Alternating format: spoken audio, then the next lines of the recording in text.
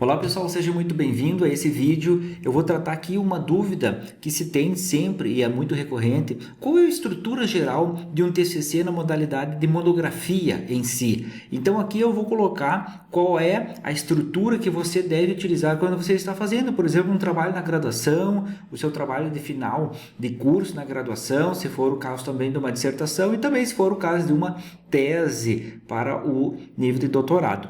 Uma questão que eu deixo sempre de recomendação aqui é que, por mais que exista a estrutura geral do TCC, que ela é baseada na estratégia da ABNT, então aqui eu estou falando, só reproduzindo o que a ABNT nos coloca, a norma, ela deve ser vista conforme o que a sua instituição de ensino propõe e que a sua instituição de ensino coloca como elementos essenciais ou inclusive como elementos obrigatórios de constar. Tem algumas instituições que colocam alguns itens e outras que talvez naquele momento não queiram aquele modelo ou aquela estrutura ou aquela página em si, e aí você vai ter que consultar essa sua instituição de ensino. Então, por isso que tem a BNT. Na verdade, ela coloca como uma diretriz para todas as instituições de ensino para utilizarem, mas existem algumas peculiaridades, algumas particularidades que você pode buscar isso, talvez com o seu professor orientador, ou com o professor da disciplina de TCC, ou com a biblioteca da sua instituição, porque tem toda essa base de conhecimento, esse know-how e pode ajudar você a sanar essas dúvidas. Então vamos lá, pessoal. O que é a estrutura da monografia ou do TCC? Na verdade, nós temos dois itens. O primeiro deles são os chamados itens obrigatórios e o outro é o chamado item opcional. Então eu vou colocar aqui toda a estrutura e aqueles itens que são obrigatórios, eles têm a sua estrutura, o seu contorno fechado, e os itens que são opcionais, ele é uma estrutura de contorno pontilhado em si, para ter e deixar muito claro isso para você quando está sendo estruturado a sua monografia, para que você não tenha dúvida de fazer o acréscimo de algo que é obrigatório ou na questão de um opcional. E aqui um detalhe importante quando está se dizendo que é opcional, na verdade você também tem a questão do professor seu professor orientador, que muitas vezes aquele item ele é opcional e o seu professor orientador obriga ou solicita ou determina que seja colocado no seu trabalho em si. Então você vai ter que avaliar, muitas vezes a BNT mesmo dizendo que isso é opcional, o seu orientador ele vai cobrar isso, ou muitas vezes a banca ela vai pedir, olha, que você deve colocar esse item. Então nós vamos ver quais são os itens, como que você deve se portar nessa estrutura. O primeiro elemento é o que se chama de parte externa da sua monografia. E o que é a parte externa? A parte externa ela é composta pela capa e pela lombada. Tá? Esses são os dois grandes itens que se tem na estrutura da monografia ou do seu TCC. É a capa e a lombada.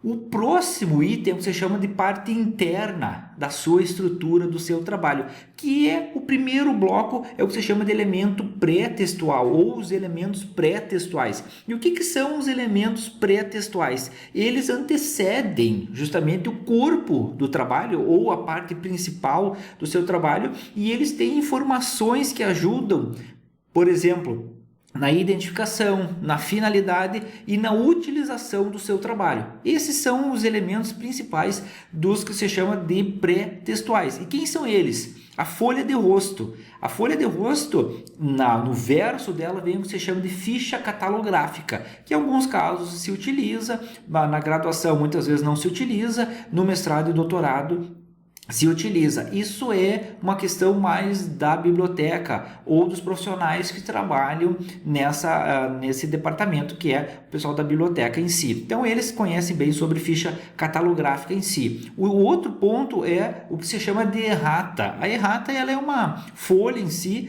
que ela não é nem contada, ela não é numerada, ela serve somente para uma correção específica de algum elemento que eventualmente incorreu em algum erro na sua estrutura. Então tem específico sobre o que é uma errata. O próximo elemento é a chamada folha da aprovação, que é um elemento obrigatório em si, na sua estrutura de trabalho, de graduação, do mestrado, de doutorado. A folha de rosto e a aprovação são folhas obrigatórias em si. Depois, a folha que é a dedicatória, um elemento opcional em si, agradecimento, que é opcional, a epígrafe, que é opcional, o resumo, que é um elemento obrigatório, o abstract, que é um elemento obrigatório, então para mestrado e doutorado ele é um elemento obrigatório em si, lista de ilustração, lista de tabela, lista de abreviaturas, lista de símbolos em si são elementos opcionais. E depois o sumário, que ele é um elemento obrigatório. Então, para sua graduação ou seu mestrado ou doutorado,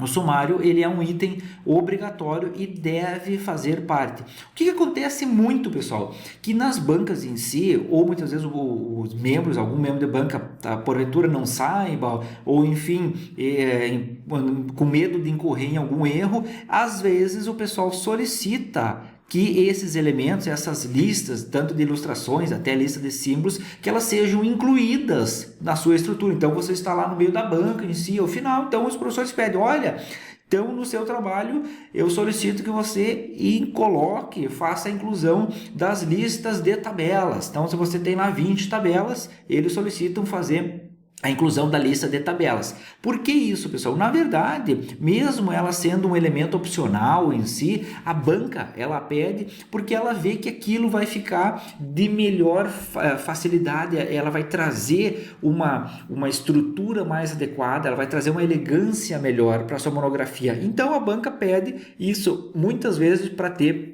essa estratégia. Acontece muito também com a lista de símbolos, de abreviaturas e símbolos em si, ou abreviaturas e siglas que se coloca.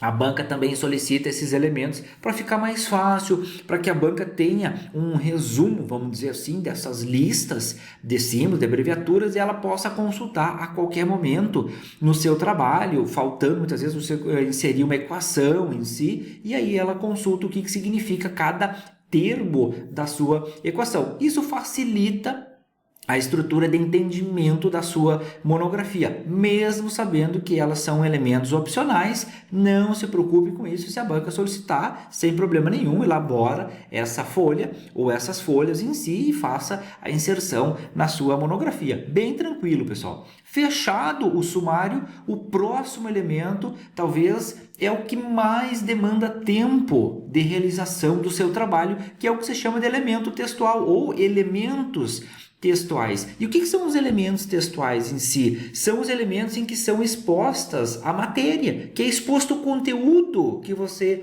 fez ao longo tanto do seu pré-projeto quanto da resolução do seu TCC em si, ou do projeto do TCC 1, do TCC 2 em si. E aí devem conter pelo menos 3 partes que a BNT ela recomenda, que é a primeira é a chamada introdução, o desenvolvimento, a segunda parte e a conclusão. Então, os elementos textuais eles são divididos em introdução, em desenvolvimento e em conclusão. Muitas vezes você tem uma dúvida que, bom, mas tem introdução, desenvolvimento e conclusão, mas onde que eu coloco, por exemplo, a revisão de literatura, onde que vai a seção de materiais e métodos, onde vai os resultados e discussões em si. Esses blocos, eles vão na parte do elemento textual, na seção de desenvolvimento. Então, eu coloco aqui a minha revisão de literatura, depois eu coloco a minha seção de materiais e métodos e depois eu coloco meus resultados e discussões. Essas são as seções que você tem na minha estrutura, que é a primeira seria, se fosse uma estrutura de monografia, seguindo pelo menos uma sequência de entendimento.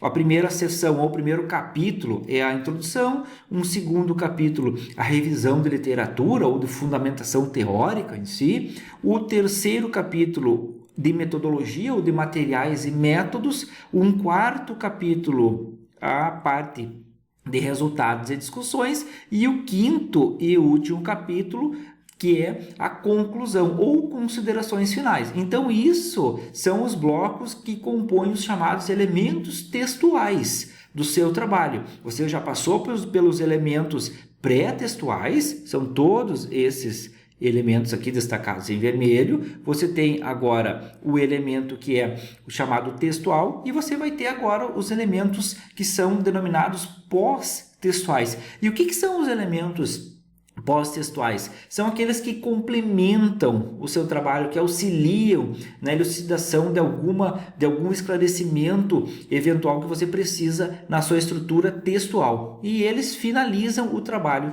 propriamente dito. E quais são eles? As referências são elementos obrigatórios. Todos, um destaque importante aqui, todos, introdução, desenvolvimento e conclusão, são elementos obrigatórios de serem colocados no seu trabalho. Nos elementos pós-textuais, as referências ou referências bibliográficas em si, mas o termo adequado seriam referências, é um elemento obrigatório de ser colocado. Então, essa é uma parte importante que eu sempre deixo a lembrança para os alunos, que é importante se fazer os fichamentos. Por quê? Porque do fichamento você não vai perder uma eventual referência bibliográfica para fazer o acréscimo na estrutura da sua monografia. Então, qualquer citação direta ou citação indireta, enfim, que você utilizar na sua estratégia de escrita, sempre faça a recordação do fichamento. Faz o fichamento para que você, mais à frente, passado 1, 2, 3 meses, daqui a pouco tenha em mãos e de uma consulta fácil qual é a referência que você tem que colocar nessa seção, que é do elemento pós-textual. Então, sempre lembrando esse detalhe.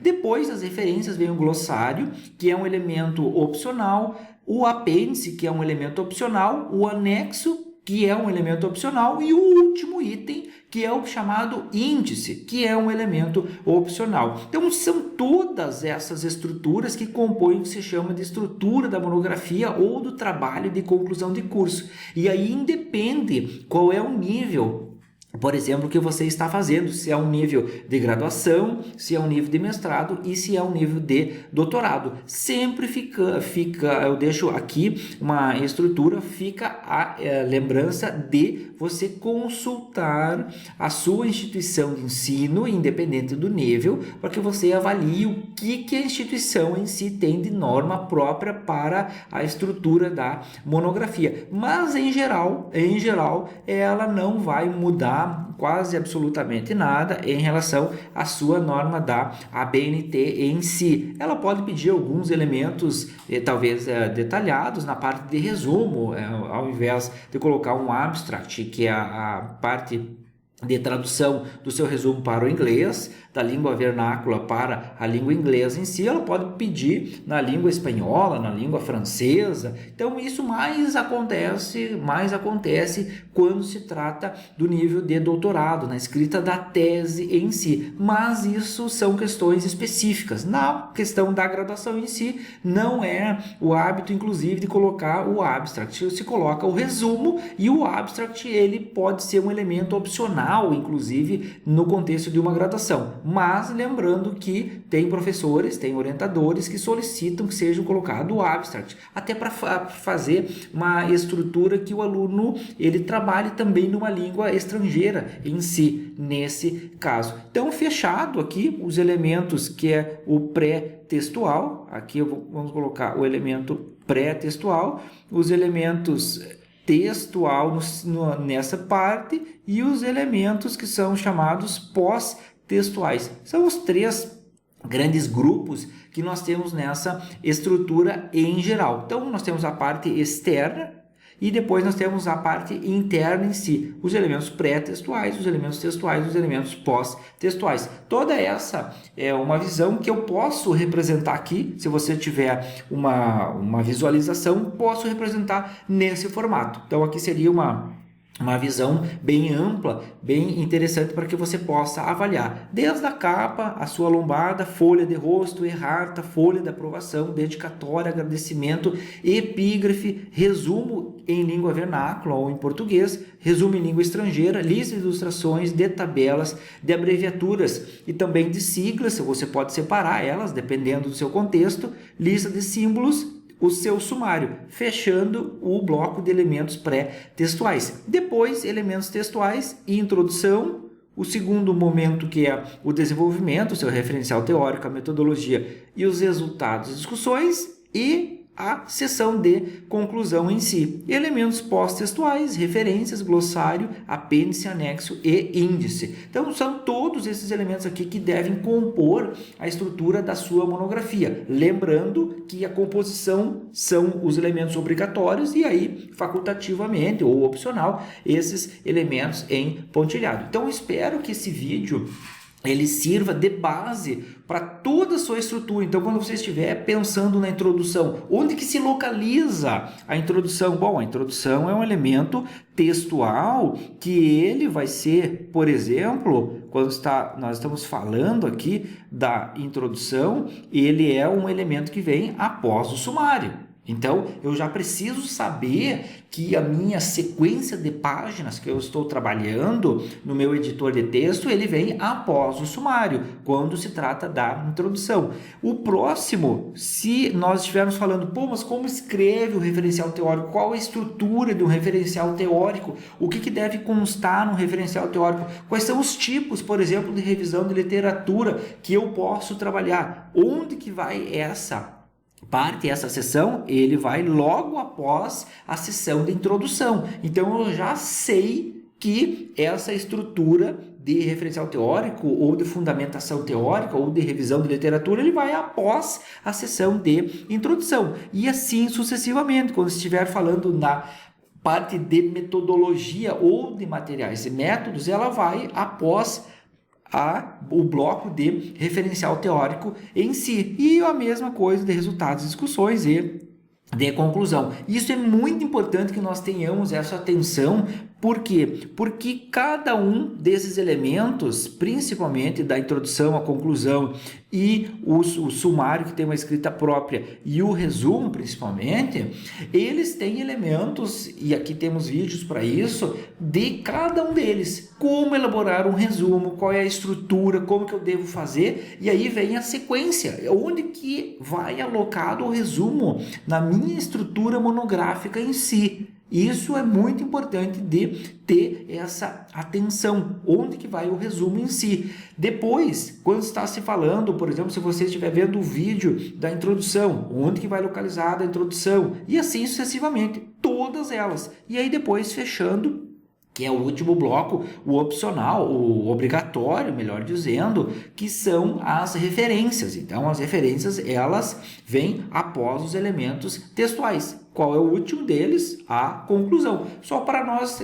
não nos perdermos quando estiver fazendo essa análise em si. Então, eu espero que você tenha compreendido muito bem essa estrutura e que a qualquer momento que você tenha alguma dúvida, você inclusive pode fazer uma fotografia dessa imagem que pode representar muito bem para você entender essa estrutura geral. E se você tem dúvida, volta, assista esse vídeo novamente para que não tenha nenhuma dúvida, principalmente nos elementos obrigatórios e quem são os elementos opcionais. Então aqui, pessoal, para nós finalizarmos os elementos constituintes, e aí vai depender do nosso tipo de trabalho que nós vamos entregar. Se é uma questão, por exemplo, de uma monografia na graduação, quais são os elementos, a estrutura sequencial que nós podemos fazer um comparativo em relação a outros trabalhos em si. Nós temos a capa, folha de rosto, errata se houver, ficha catalográfica, se houver também, a folha da aprovação, que é um elemento obrigatório, dedicatória, agradecimento e epígrafe, elementos opcionais, o resumo em língua portuguesa, ele é um elemento obrigatório. O que nós não podemos ter na questão da monografia, é o abstract, ou na questão de língua estrangeira em si. Isso, em alguns casos, até muitas vezes se pede em algumas graduações, depende da sua instituição de ensino superior, da proposta de trabalho da sua instituição. Ele somente é colocado obrigatório na dissertação e na tese de doutorado. E, inclusive, na tese de doutorado pode-se ter, incluindo 3 tipos de resumo. O resumo em língua portuguesa, o chamado língua vernácula, o resumo em língua inglesa, que é a primeira língua estrangeira, e mais um resumo em uma outra língua. E aí pode ser em espanhol, pode ser em francês, pode ser em italiano ou pode ser em alemão. É claro que vai depender da sua estrutura e outros elementos também. consulte a sua instituição para avaliar esse elemento mais detalhado em si, lá para a questão da tese em si. Depois, seguindo, pessoal, lista de ilustrações, de tabelas, de abreviaturas e siglas e lista de símbolos, elementos opcionais para qualquer uma delas, tanto para a dissertação quanto para o doutorado em si. O sumário, elemento obrigatório, então, para todas, e nós temos os grandes 3 elementos que mais nos importam, que é chamados elementos textuais, introdução, desenvolvimento e a conclusão, e aí para fechar as referências, que são obrigatórias também na monografia, na dissertação e na tese. Demais elementos opcionais, o glossário, o apêndice, o anexo e o índice. Então, pessoal, aqui nós fechamos aqui uma visão bem geral, bem ampla, que você pode comparar a monografia, a dissertação e a tese, para que você enxergue todas elas, uma sendo comparada com a outra. Então, pessoal, ficamos por aqui, um abraço e até o próximo vídeo.